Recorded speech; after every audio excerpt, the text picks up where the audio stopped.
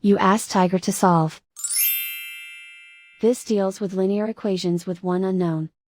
The final result is m equals 201/59.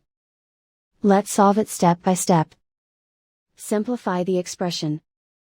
Expand the parentheses. Simplify the arithmetic.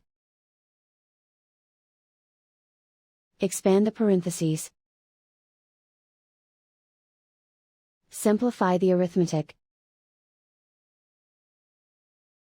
Expand the parentheses. Group like terms. Simplify the arithmetic.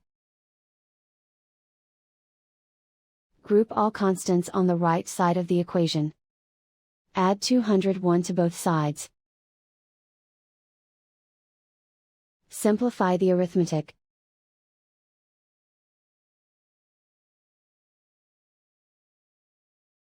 Isolate the m. Divide both sides by 59. Simplify the fraction. And so the final result is m equals 201/59.